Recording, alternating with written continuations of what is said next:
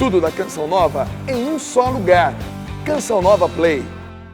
Porque hoje cedo a gente começou, depois por causa daquela confirmação que nós tivemos, nós fomos por ali e só a palavra de Joel nos levou longe, graças a Deus. Mas vamos retornar. Juízes capítulo 6.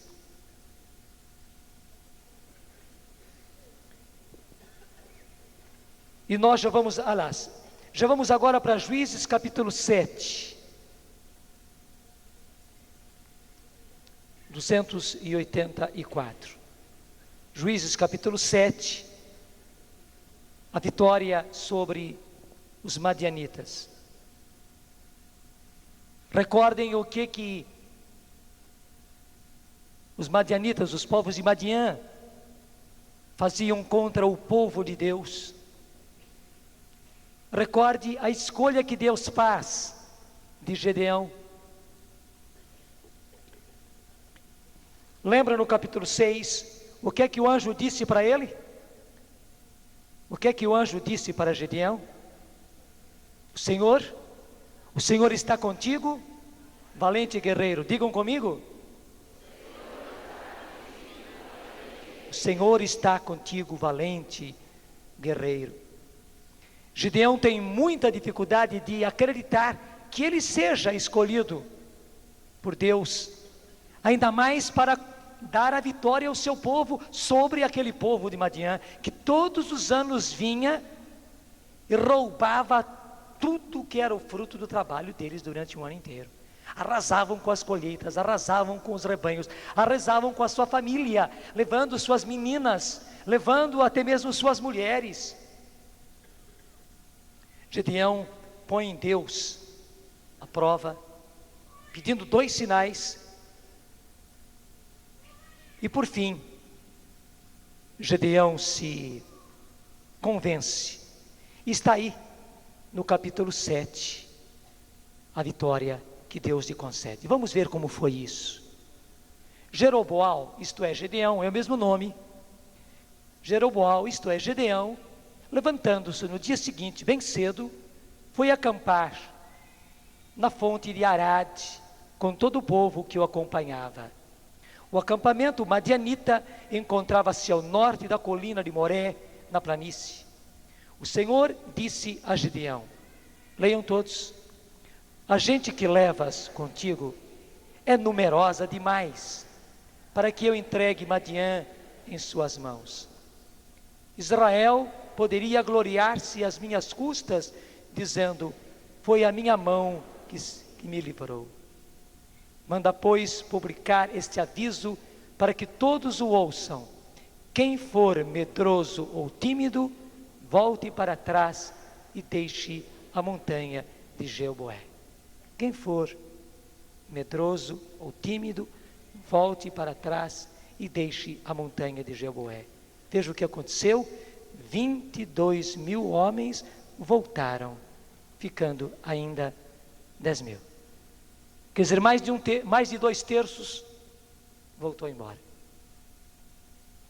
Você imagine o coração de Gedeão, porque ele saiu e foi procurar todos os homens que estivessem dispostos a guerrear, porque todos os anos, quando os madianitas vinham, eles eram uma multidão, portanto para vencê-los não era com pouca gente.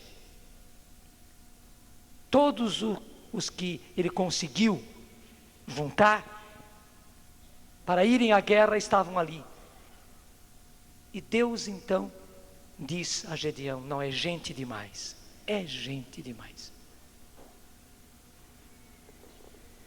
Diante daquilo que Gedeão disse, por ordem de Deus, quem for medroso ou tímido, se quem estiver com medo, pode voltar para casa. E 22.000 voltaram, só 10.000 ficaram. Quem já duvidava de vencer com 32, agora só com 10. Vamos em frente, versículo 4. O Senhor disse a Gedeão, ainda há gente demais, faze-os descer às águas, e ali farei uma escolha. aquele que eu te disser que irá contigo, este te seguirá, e aquele que eu não te designar, ficará. Gedeão fez, pois, descer o povo junto às águas, e o Senhor disse-lhe, leia comigo: porás à parte todos aqueles que lamberem a água com a língua, como faz o cão, e de outro lado, aqueles que se puserem de joelhos para beber. Ora, o número dos que lamberam a água, levando com a mão a boca, foi de 300 homens. Todo o resto do povo se pusera de joelhos para beber. O Senhor disse a Gedeão: com os 300 homens que lamberem a água, vos salvarei e entregarei Madiã nas tuas mãos. O Senhor disse a Gedeão: com os 300 homens que lamberem a água, vos salvarei e entregarei Madiã nas tuas mãos. Todo o resto do povo volte para a sua casa. Imagine como é que tremeu o coração de Gedeão. E interessante a prova a que Deus os colocou. Caminhando, eles estavam com sede, com muita sede. Deus disse: pode levar o povo para beber. São guerreiros, são valentes, leve-os para beber. Aqueles então, que ali na beirada da água, apenas se agacharam, com a espada aqui na cintura, protegendo a espada, e com a mão até defendendo a espada aqui, defendendo, a espada está firme aqui, segurando a espada, com a mão levava a mão, e claro, só pegava um pouco d'água, e o que tinha que fazer era lamber aquela água, como faz o cão. Esses Deus pôs à parte, e só foram 300. Agora aqueles que botaram o joelhão no chão, e até mesmo, nem sei se só o joelho, se deitou mesmo no chão, botou o bocão na água, e bebeu a água ali com a boca no rio, que eram os outros 9.000, tirando 300, 9.700. Os outros 9.700, que era muita gente, hein? Desclassifica todos esses. Desclassifica todos esses. E por que é que desclassifica todos esses? Porque na verdade são moles. Desculpa a expressão, são frouxos. Um soldado não faz isso. Um valente não faz isso. A primeira coisa que o soldado faz é defender a própria arma. E aquele que botou o joelhão no chão, claro, para se inclinar lá para a água, tem que botar as mãos aqui, né? Bota a boca na água, está na cara que a espada já está escapando. Esse é muito mole. Esse não tem fibra. Esse não tem têmpera. Desclassifica. Agora os outros que apenas se agacham, espada bem defendida, aqui atrás, bem defendida, até uma mão aqui para segurar a espada, e com a outra mão, e até com a direita segura a espada, e com a esquerda pega a água, não vem muita água não, tem que lamber a água. Este sim é firme, este sim é dos meus, diz o Senhor. Sem perder esse trecho, se você é rápido em pegar a Bíblia, pega comigo lá Evangelho de São Lucas, capítulo 9.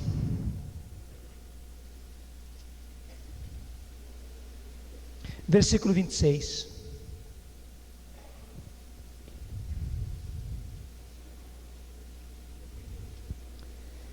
Evangelho de São Lucas, capítulo 9.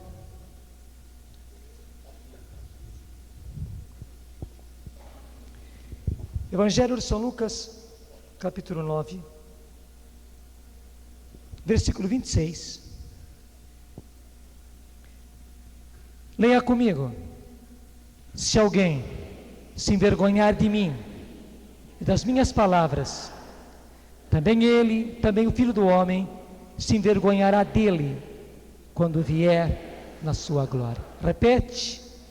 Se alguém se envergonhar de mim e das minhas palavras, também o Filho do Homem se envergonhará dele, quando vier na sua glória. Eu não fui em frente, né? Na glória de seu Pai e dos santos anjos. Na glória de seu Pai e dos santos anjos. Jesus está falando da sua glória, e quando ele vier em glória, ele está cada vez mais perto. Ele está cada vez mais perto. Nós estamos a 2 passos da vinda do Senhor em glória. Ele diz: se alguém se envergonhar de mim e das minhas palavras, também o Filho do Homem se envergonhará dele, quando vier na sua glória, na glória de seu Pai e dos santos anjos. Meus irmãos, se há uma geração que não pode se envergonhar de Jesus e da sua palavra, é a nossa geração. Se alguém que não pode se envergonhar de Jesus e da sua palavra, é a nossa geração que recebeu esse derramamento do Espírito Santo. Se há uma geração que precisa testemunhar Jesus, Jesus o Senhor, Jesus o Filho único de Deus, Jesus o Filho de Deus vivo, sim, Jesus Deus, feito homem, Jesus encarnado, que se encarnou no seio da Virgem Maria, que se fez homem, que viveu no meio de nós, que foi até a cruz, que morreu na cruz por nós, que derramou o seu sangue, que foi até a morte, e morte de cruz, mas ressuscitou, e hoje está na glória do Pai, e um dia virá. Sim, é esta fé que nós precisamos proclamar. Se há uma geração que precisa proclamar isso, é a nossa, porque a nossa geração é a geração também que está enfrentando a apostasia.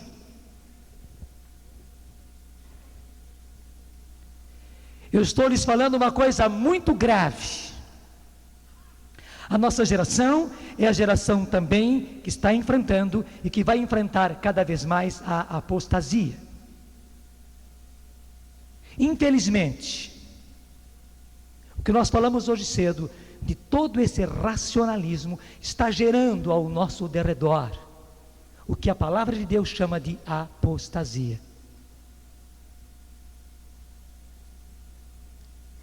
Ninguém de nós ignora que hoje nós estamos cercados por uma nuvem espessa de uma religião falsa, mentirosa, sincrética, que une todas as religiões e todas as filosofias e todas as tendências e todos os ritos, e com força e com organização, que se chama com o nome de Nova Era.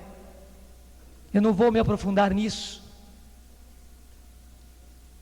Vocês sabem, eu tenho uma fita dupla, são 2 fitas só sobre isso. Foi num encontro como esse que Deus me inspirou e eu falei a fundo. Sinto que agora não é o momento. Se você quiser lá, você encontra bem discriminado isso. Mas é algo organizado. E o mais importante é que tudo é justamente para misturar as coisas. Nós estamos aguardando a verdadeira nova era. Isto é, o mundo novo, o céu novo e a terra nova que está por vir. Nós estamos aguardando e estamos preparando.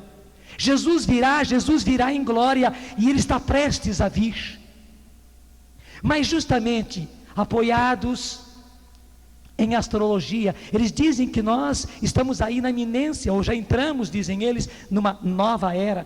Nós saímos da era de peixes, entramos na era de aquários. E o mais importante que eles dizem, né, que a era de aquários, como o aquário é aquele aquário de peixe, né?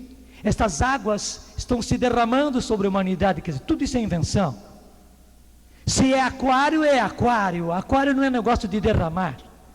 Mas eles estão dizendo que essas águas estão se derramando sobre a humanidade e abrindo a mente da humanidade, que se abre agora então para um mundo novo, para uma era nova, por uma nova dimensão da raça humana, uma nova dimensão da mente humana, que vai se abrir para as ciências e para toda essa intuição, vai se abrir para outros entes, vai se abrir, mas que pega assim o nosso orgulho, a nossa vaidade, a nossa autossuficiência. E mais ainda, e aí está o pior, é que esta nova era de aquários põe fim à era de peixes. E dizem eles, o símbolo do cristianismo foi sempre o peixe. O cristianismo e o Cristo Jesus viveu sob... Como é que se chama mesmo? Negócio de astrologia, como é que é? Sob a era de aquários, sob a era de peixes. Então, assim como terminou a era de peixes, deve terminar também o cristianismo. Deve terminar o cristianismo. E mais do que isso, um Cristo novo virá, um Messias novo virá, um avatar novo virá, um Messias novo virá. E dizem eles, por que tem que ser justamente o Cristo dos judeus? Esse povozinho? Não, a humanidade é uma coisa universal, é uma coisa global, em que entra toda a humanidade, entram todas as culturas, entram todas as tendências, entram todas as filosofias, entram todas as religiões. E o Cristo que vem não é este Cristo dos judeus. Não, é um novo Cristo, é um novo Messias, é um novo avatar. E ele realmente vai trazer a luz para a humanidade, e vai trazer a felicidade para a humanidade, e vai trazer uma nova era para a humanidade.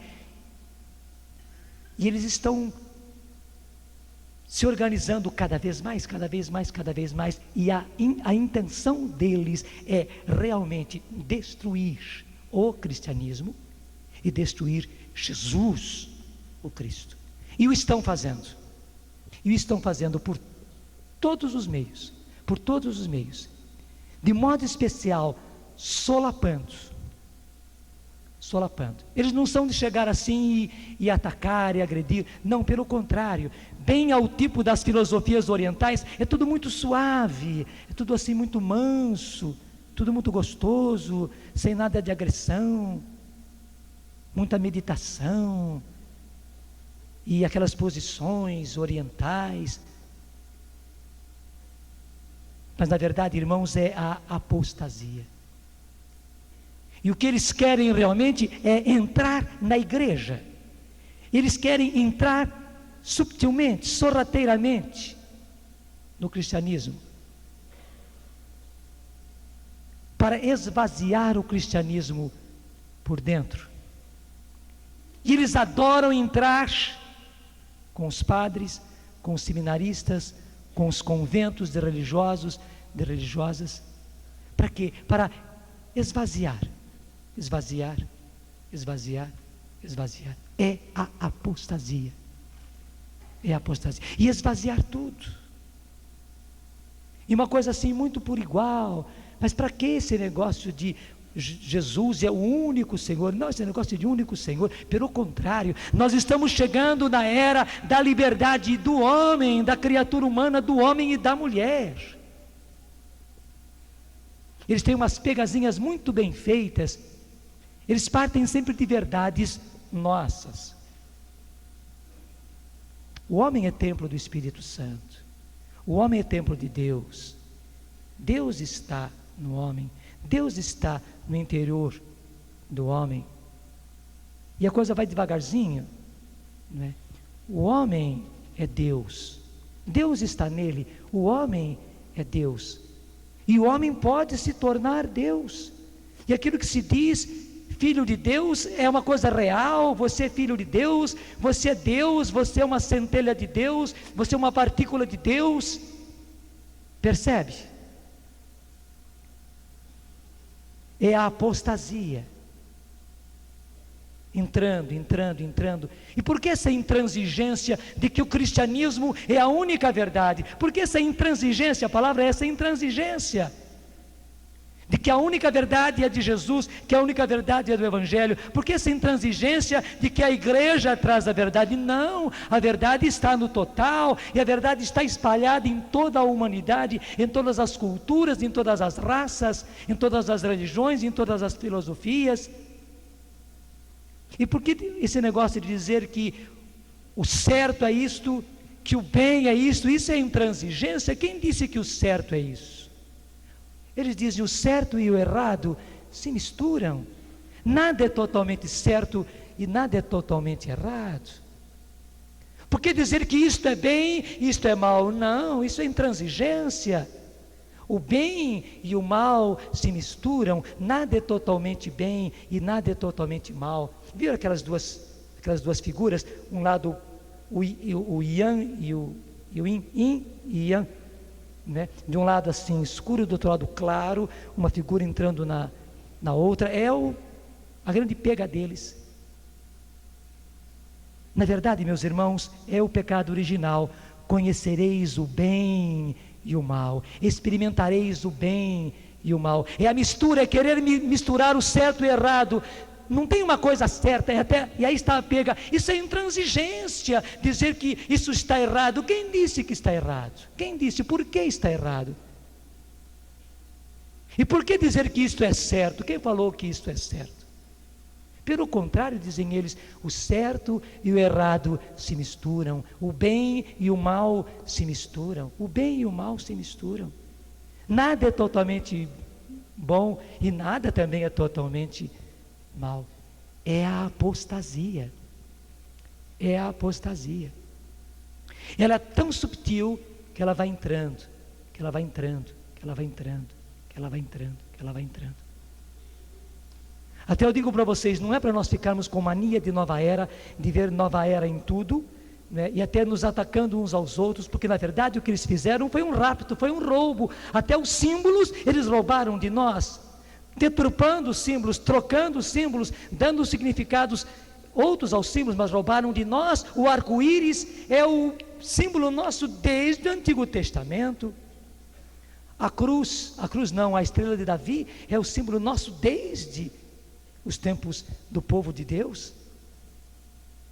A pomba com o ramo no bico é o símbolo nosso desde Noé. Na verdade, meus irmãos, a grande tentação dos tempos de hoje é a apostasia.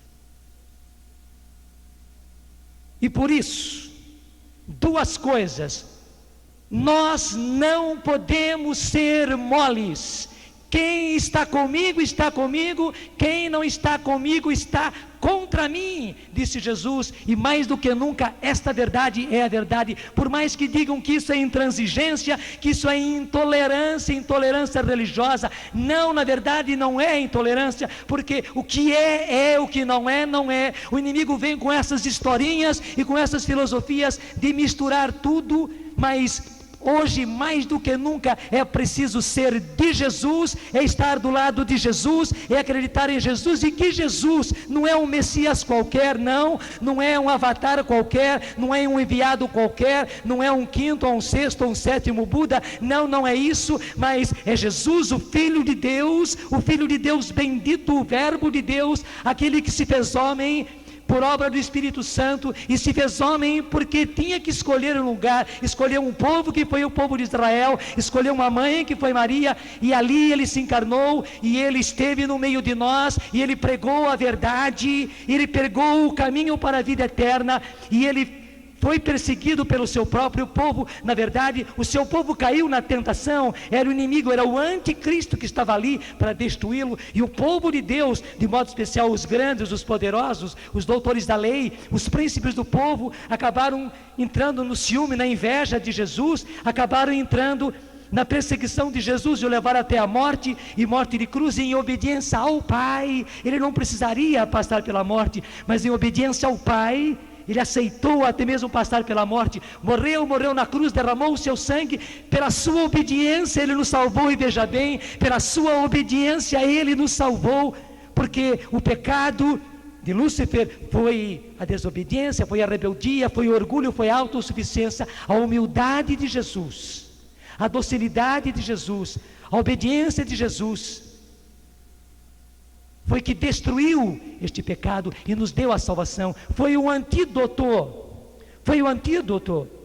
o que foi inoculado em nós, como que se fosse inoculado na nossa veia, foi justamente a rebeldia do inimigo, a autossuficiência do inimigo, o orgulho do inimigo, a revolta do inimigo, e daí a desobediência dele, a desobediência a Deus e a desobediência a tudo, a rebeldia a Deus e a rebeldia a tudo, a revolta a Deus e a revolta a tudo. Foi esse o veneno inoculado em nós. E o antídoto, isso é, o antiveneno, foi a humildade de Jesus, a docilidade de Jesus, a obediência de Jesus. E porque ele foi até a morte, e morte de cruz, em obediência ao Pai, nós fomos salvos, recebemos o antiveneno. E esse Jesus que passou pela morte, ele ressuscitou e hoje está na glória do Pai, e continua presente na sua igreja, e continua presente na Eucaristia, corpo, sangue, alma, divindade presente na Eucaristia, e abaixo todas as reduções, e abaixo todos os esvaziamentos. Sim, Jesus continua vivo no seu povo, vivo na sua palavra, mas vivo na Eucaristia, vivo no corpo, no sangue, o seu corpo, o seu sangue, no pão, no vinho.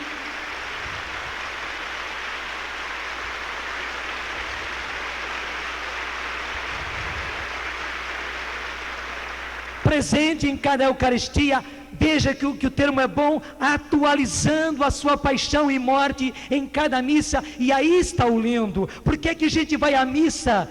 E vai à missa, se pode, todos os dias, porque a cada missa que se celebra, nós estamos atualizando o sacrifício do Calvário. Não é uma simples repetição, não, se atualiza, naquela hora se atualiza. Nós usávamos o termo renova, é um termo bom, se renova, mas hoje usamos um termo até melhor, se atualiza, se torna atual, se torna do agora. A paixão, a morte de Jesus, aquela mesma paixão que nos salvou, o sangue de Jesus é uma vez mais derramado, é uma vez mais oferecido para a nossa salvação, salvação dos nossos, salvação da igreja, salvação da humanidade. E é por isso que nós vamos à missa, e também nós comemos o corpo do Senhor, bebemos o sangue do Senhor, sim, o recebemos na Eucaristia, porque fazemos um com Ele. Primeiro fazemos um com o seu sacrifício, e nós nos tornamos Eucaristia naquele momento, nós nos tornamos também oferta ao Pai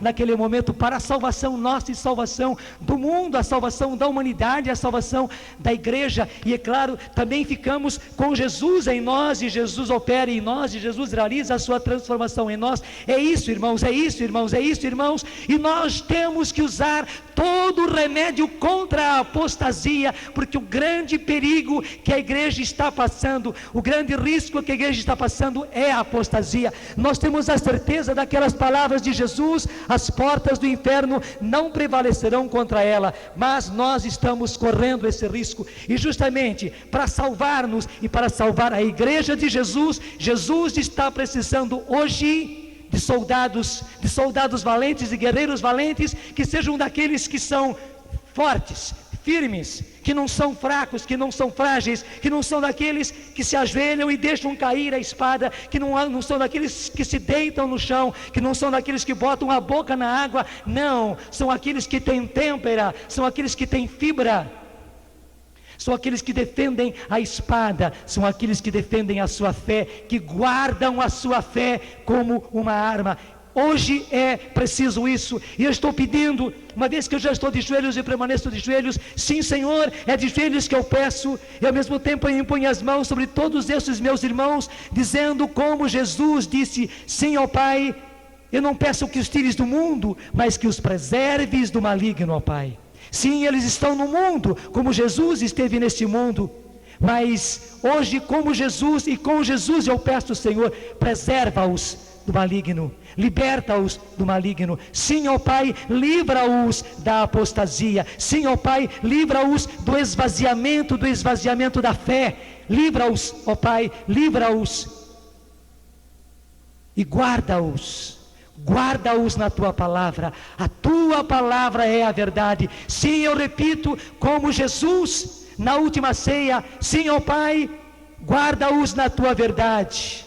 A tua palavra é a verdade. Sim, ó Pai, a tua palavra é a verdade. Não são as outras palavras, não são as outras doutrinas, não são as outras filosofias. Não, Pai, a tua palavra é a verdade. Guarda-os na tua verdade. Eles estão formados na tua palavra, eles estão consolidados na tua palavra. Consolida-os mais ainda, ó Pai, guarda-os mais ainda, protege-os mais ainda, defende-os mais ainda, ó Pai, na verdade, na tua verdade, na verdade da tua palavra. A tua palavra é a verdade. E eu estou pedindo, ó Pai, que o teu Espírito paire sobre eles, sim, como aquela sombra que pairou sobre Maria e concebeu o verbo no seu seio, para que Jesus se fizesse carne e habitasse entre nós. Senhor Pai, estou pedindo que esse mesmo Espírito, como uma sombra, paire sobre eles, como uma nuvem esteja sobre eles, e conceba Jesus dentro deles. A fé em Jesus, a certeza da fé em Jesus.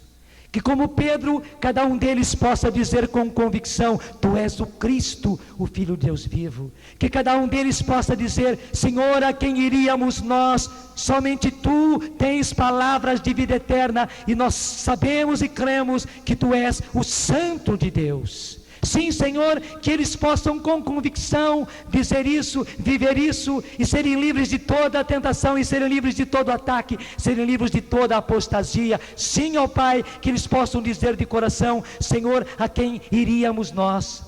Somente Tu tens palavra de vida eterna, e nós sabemos e cremos que Tu és o Santo de Deus, que Tu és o Santo de Deus, Tu és o Cristo, Filho de Deus vivo.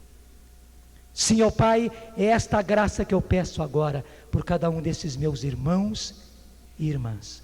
Guarda-os na Tua verdade. A Tua palavra é a verdade. Amém. Amém. Amém.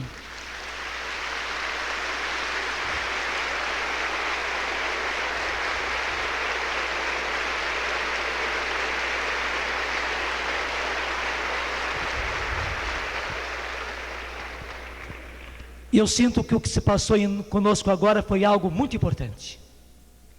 Deus nos selou com a verdade e para a verdade.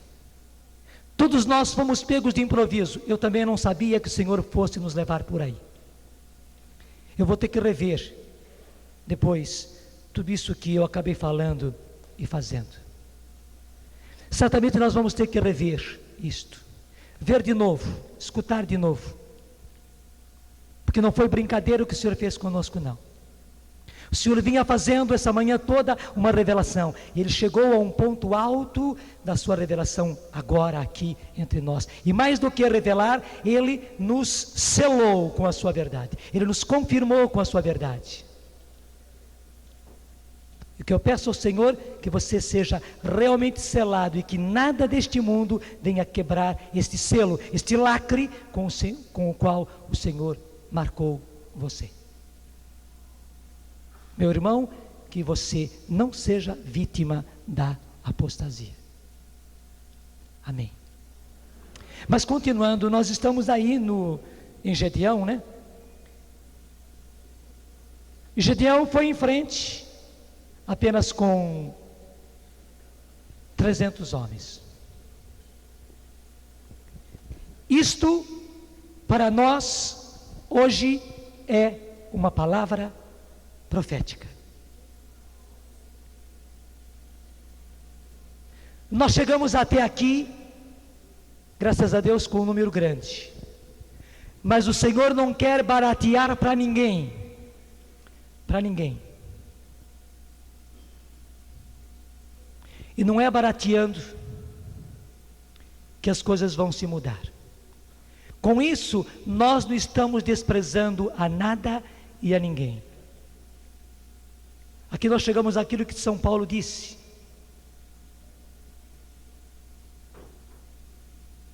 No ponto que cada um de nós estiver, no ponto em que tenhamos chegado, o que importa é que cada um de nós prossiga em frente decididamente. Prossiga em frente decididamente. Não é barateando, não. Daqui para frente, cada vez mais, é preciso ser fiel ao Senhor. Fiel ao Senhor Jesus. Não é fazendo concessões que nós vamos arrebanhar gente. Não. Não é fazendo concessões que nós vamos arrebanhar gente. É preciso ser fiel ao Senhor Jesus. Mesmo se por acaso acontecer de nós diminuirmos, e guarde essa palavra, para nós esse trecho de Gedeão hoje é uma palavra profética. Mesmo que nós diminuamos naquela proporção, logo de cara caíram 2/3, mais de 2/3, e Gedeão ficou só com 10.000. Depois de 10.000 baixou para 300 apenas. Não interessa, não é fazendo concessões que as coisas vão mudar. A vitória do Senhor vai acontecer, e vai acontecer para todos os que forem do Senhor. Também aqueles que não foram até o fim com Gedeão, eles receberam os frutos da vitória, mas Gedeão teve que ir em frente só com aqueles que foram firmes até o fim. Eu quero repetir, não é fazendo concessões que a vitória virá. Pelo contrário, o Senhor vai querer prosseguir em frente com aqueles que forem fiéis, totalmente fiéis a Jesus, o Senhor. Guarde isso no coração. Essa palavra de Gedeão é para nós hoje uma palavra profética. De qualquer maneira, meus irmãos, a renovação hoje, dentro da igreja, ela é uma gotinha. Ela é como aqueles 300 homens, no meio de todo o povo de Israel, no meio daqueles 32.000 guerreiros, veja, de 32.000 baixou para 300. Como foi dizimado, de 32.000 guerreiros para 300. A renovação hoje é na igreja este punhadinho. E mais ainda, os que nós vamos guerrear não são os nossos irmãos, são os outros. Lá os madianitas eram uma multidão, são eles que nós vamos enfrentar. Nós estamos numa guerra espiritual, não são irmãos nossos que nós vamos combater, não são homens de carne e sangue que nós vamos combater, não. Nós já estamos em luta e vamos cada vez mais em luta contra os espíritos malignos espalhados pelos ares. Você conhece muito bem, eu não preciso recordar e voltar com você lá a Efésios capítulo 6. Você conhece muito bem isso. É contra eles que nós estamos guerreando. Nós estamos numa batalha espiritual. Lembre das 2 palestras anteriores. Nós estamos sofrendo justamente as consequências do inimigo que covarde, sujo, fez todo esse jogo sujo entre os nossos e com a igreja. E é contra ele que nós entramos em combate. Dá medo de entrar nesse combate com tão pouca gente. Dá medo de entrar no combate com tão pouca gente. Mas vamos em frente vendo o que foi que aconteceu com Gedeão. Voltamos lá para Juízes capítulo 7. Versículo 7 também. Eu retomo ali. O Senhor disse a Gedeão: com 300 homens que lamberam a água, vos salvarei e entregarei Madiã nas tuas mãos.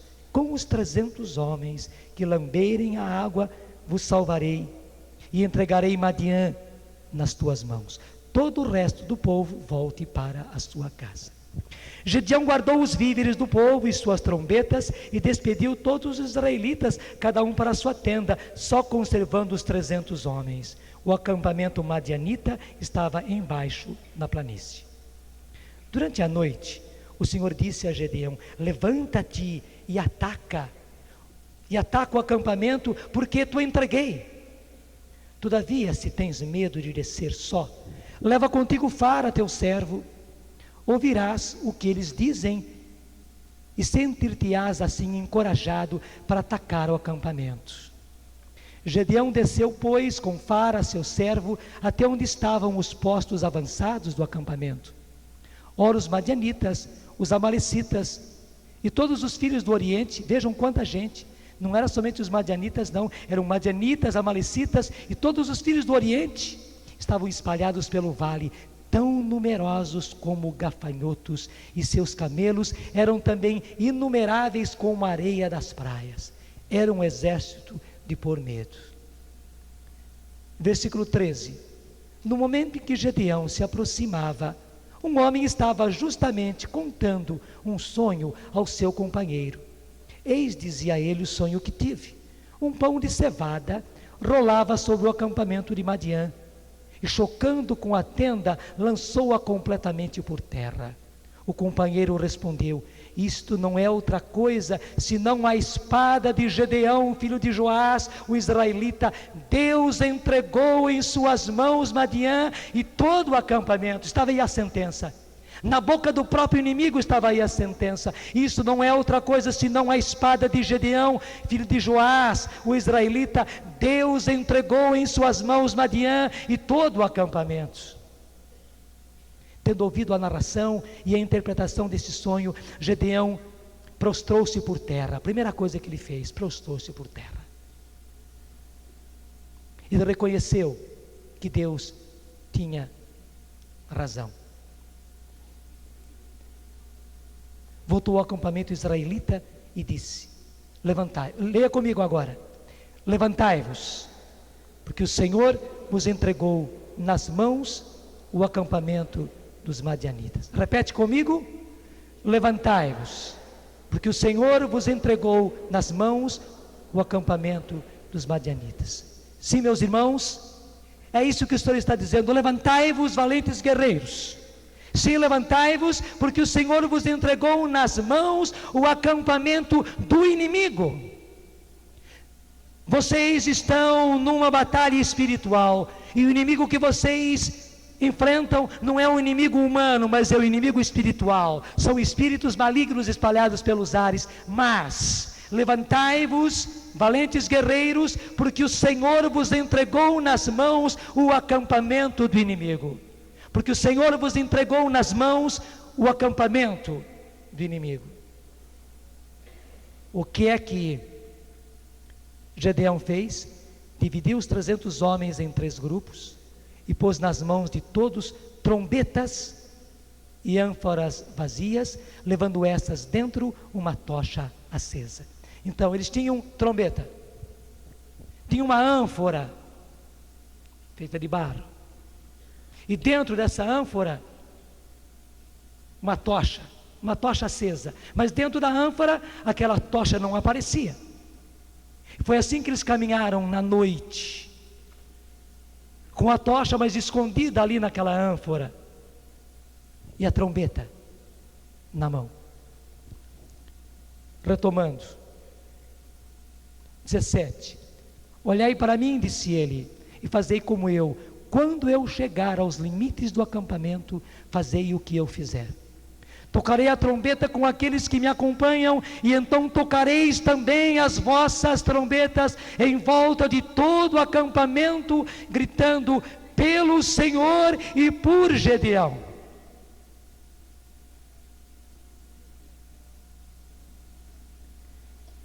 Meus irmãos, esta será a nossa vitória.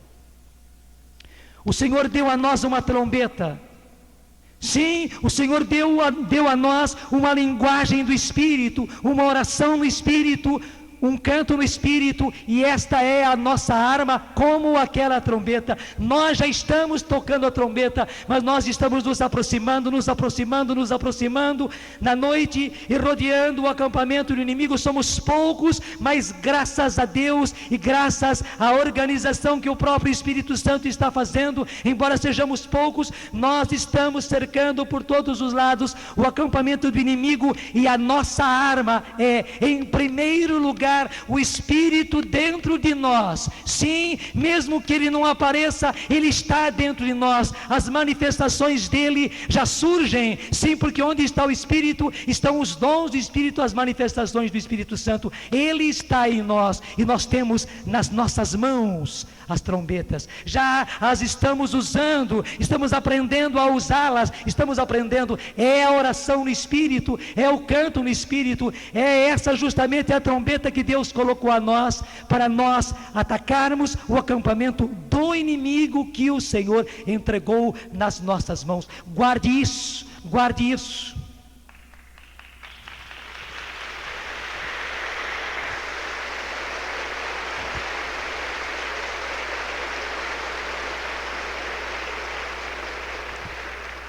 Daí você compreende por que tanta objeção, por que tanta resistência, por que tanta proibição quanto a línguas. Não se proíbem coisas nefandas na igreja. Até blasfêmias se falam nos púlpitos contra a palavra de Deus, negando os milagres, negando as curas, negando Jesus. Mas se proíbe algo da Bíblia. Mas na verdade nós estamos aqui acusando, pelo contrário, estamos declarando que isso acontece porque o inimigo quer tirar de nós a nossa arma, ele quer tirar de nós a nossa trombeta. E é por isso que ele insufla e não deixa entender, e até tapa os olhos e tapa o entendimento de muitos que não entendem, que não querem entender, fazem questão de não entender, fazem até propositadamente para não entender, e proíbem, e impedem. Mas graças a Deus você está entendendo, na verdade é o inimigo, ele quer tirar de nós. Eu digo a você, graças a Deus, aqui entre vocês nada disso é proibido. Mas que não aconteça que a gente que pela graça de Deus está com a trombeta na mão, que não aconteça que a gente entregue facilmente. Nós recebemos um dom maravilhoso, o dom de orar no Espírito, o dom de orar na linguagem do Espírito. E quando nós oramos em línguas, quando nós cantamos em línguas, nós estamos tocando a trombeta da linguagem dos anjos, a trombeta que os anjos entendem, a trombeta que os próprios anjos usam, e eles vêm e eles se unem. Sim, meus irmãos, quando nós tocamos essa trombeta, que é o cantar e orar em línguas, nós estamos conclamando os anjos, e esses valentes guerreiros vêm em multidão, e aqueles que estão conosco são muito mais do que aqueles que são os nossos inimigos, e eles vêm, eles estão conosco, eles acampam conosco, eles oram conosco, eles adoram conosco, eles louvam conosco, e eles lutam a nosso favor, e eles lutam ao nosso derredor, e eles lutam a nosso favor contra o inimigo que nós não vemos, que nós não percebemos, que nós não podemos atacar por nós mesmos, porque nós não temos visão espiritual e nem temos armas espirituais, mas eles têm, e quando nós usamos o dom de línguas, nós estamos conclamando os anjos e nos unindo aos anjos, para que num único exército, formando unidade entre o céu e a terra, realizando a comunhão dos santos, entre nós os santos do céu e os anjos de Deus, formamos uma única unidade, um único exército, um único batalhão, e é assim que a vitória do Senhor se faz. E é por essa razão que o inimigo quer tirar das nossas mãos, que ele quer tirar dos nossos lábios, essa trombeta maravilhosa, esse instrumento de Deus que é o orar e o cantar em línguas, e você não pode permitir. Não é por tolices quaisquer que você vai deixar, porque o dom de línguas é um dom dado no início, mas não é um dom para crianças. Pelo contrário, é um dom que exige fé. Porque na verdade você não está entendendo nada. Você tem que capitular até da sua própria inteligência, do seu próprio raciocínio. Muitas vezes quando nós cantamos e orando em línguas, parece que nós estamos mastigando alfafa, sem gosto nenhum. Mas na verdade você está orando e cantando na linguagem dos anjos. Você está conclamando os anjos, e eles vêm e entram em batalha.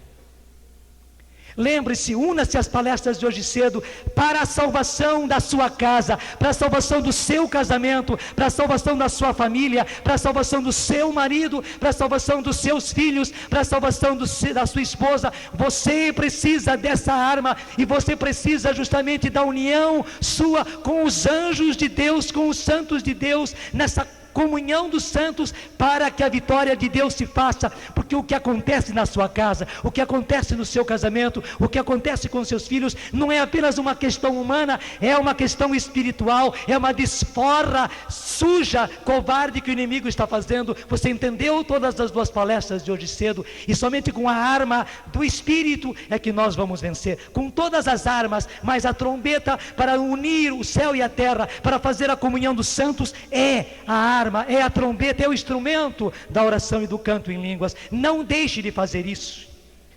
As batalhas que você enfrenta na igreja não é a batalha apenas contra esse ou aquele movimento, contra essa ou aquela pastoral, contra esse ou aquele dirigente, contra esse padre, contra essa religiosa, contra esse religioso. Não, a guerra que nós enfrentamos é contra o inimigo, que até faz de inocentes úteis, muitas vezes até mesmo padres, religiosos, religiosas, dirigentes, faz de inocentes úteis.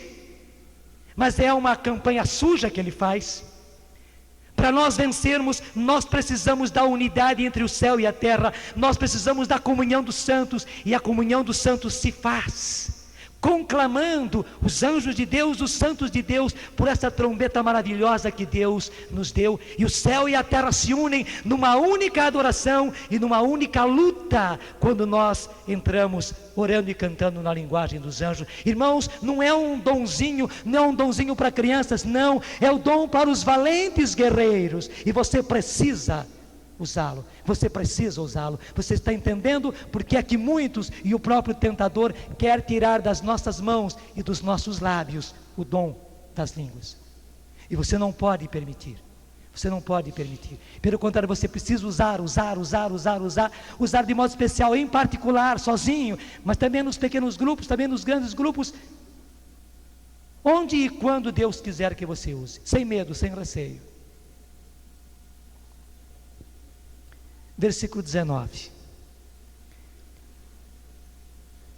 Gedeão com seus 100 homens, que dividiu os 300 em 3, né? Gedeão com seus 100 homens chegou aos limites do acampamento no princípio da segunda vigília, quando se rendiam as sentinelas e começaram a tocar as trombetas, quebrando ao mesmo tempo as ânforas que tinham na mão. Então nessa hora as tochas apareceram. As tochas apareceram. Irmãos, quando chegar o auge da batalha, e nós estamos chegando cada vez mais perto no auge da batalha, o Senhor haverá de quebrar as ânforas, e o Senhor há de manifestar o Espírito em nós, em toda a sua plenitude, em toda a sua força e em todo o seu poder. Por enquanto você traz o Espírito Santo, mas dentro de vasos de barro. Não é assim que São Paulo diz? Nós trazemos o Espírito em nós, mas ainda em vasos de barro, como aquelas ânforas que eram vasos de barro. Mas quando nós chegarmos ao auge da luta, o próprio Senhor vai quebrar essas ânforas, vai quebrar esse vaso de barro, e o Espírito que está em nós se manifestará com todo o poder, com toda a sua autoridade.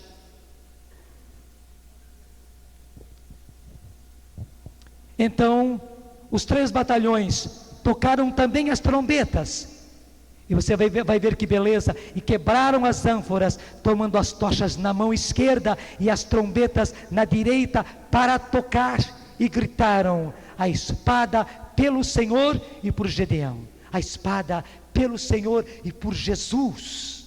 Sim, a espada pelo Senhor, o Senhor Javé, o Senhor do céu e da terra, e por Jesus, o seu enviado, e por Jesus, o seu enviado. Sim, esta vai ser a nossa proclamação. E o inimigo vai ter que dobrar os joelhos, porque ao nome de Jesus se dobra e se dobrará todo o joelho nos céus, na terra e nos infernos, e toda a língua proclama e proclamará que Jesus Cristo é o Senhor. Irmãos, esta vitória está próxima, muito próxima. Mas até lá, o Senhor está formando o seu exército de valentes guerreiros, e Ele está nos formando agora. Ele está formando o seu batalhão de valentes guerreiros que se imunizam contra toda a apostasia para chegar à vitória final pelo seu Espírito. E um dia eles, já com os vasos quebrados, já com a tocha do Espírito manifesta em si e com as trombetas na mão, agora para o toque final, tocarão e dirão: pelo Senhor e pelo Senhor Javé, pelo Deus de Abraão, de Isaac e de Jacó, pelo Deus dos deuses, o Senhor dos senhores, e por Jesus Cristo, seu enviado, o bendito que vem em nome do Senhor. E diante do nome de Jesus se dobrará todo joelho, nos céus, na terra e nos infernos, e toda língua proclamará para a glória do Pai, para a glória do Senhor, que Jesus Cristo é Senhor. Nós veremos essa vitória.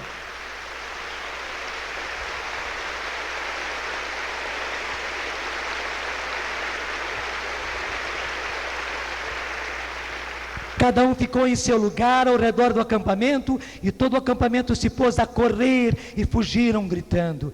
Os 300 homens continuavam a tocar a trombeta, veja, era com as armas do Espírito, e os anjos estarão conosco, e os santos estarão conosco.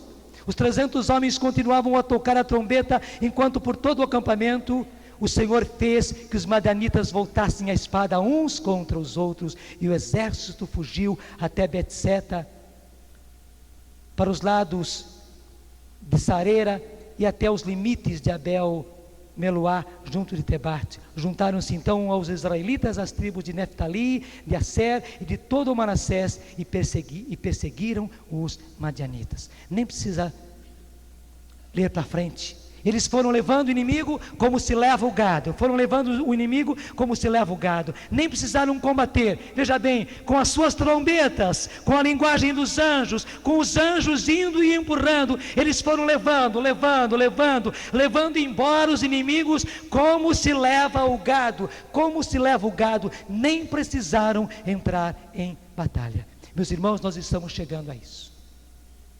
Mas agora é a hora de nós sermos firmes no Senhor.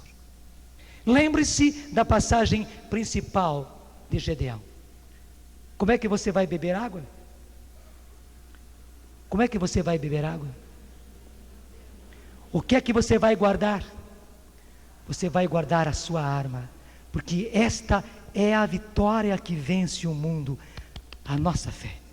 Esta é a vitória que vence o mundo, esta é a vitória que vence o anticristo, esta é a vitória que vence o inimigo, a nossa fé. Você não pode perder, você não pode descuidar da sua fé. Nem a sede, nem a mais atroz sede pode fazer que você descuide do seu depósito, que é a sua fé. Não, essa fé tem que ficar aí na bainha, bem guardada aqui ao lado do seu coração, bem ao lado do seu coração, e guarda com a mão, se for preciso até com a mão direita, guarda, agacha, segura a espada, cuidado no se abaixar.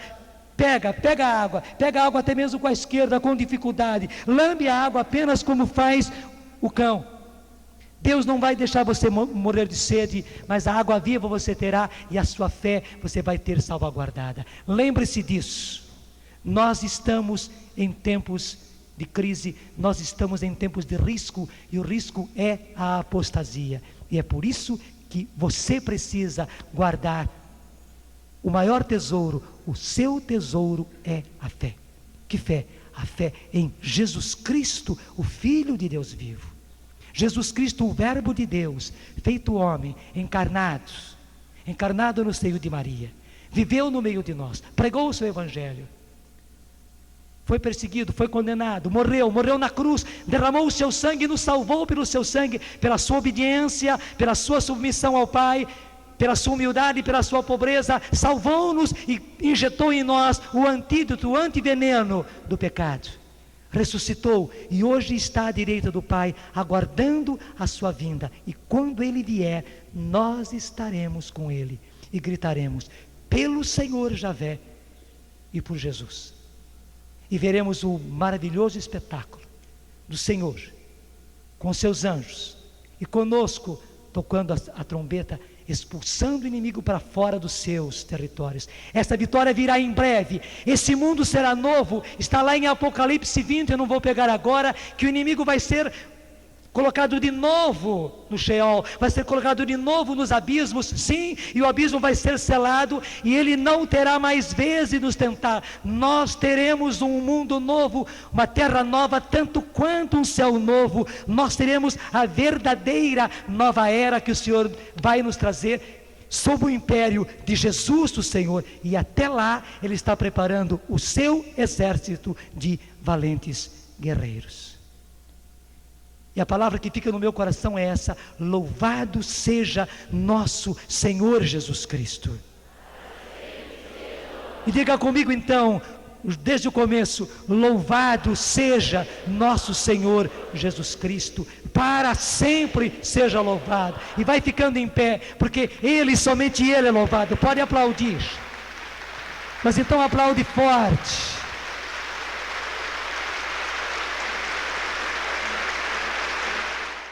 Tudo da Canção Nova em um só lugar. Canção Nova Play.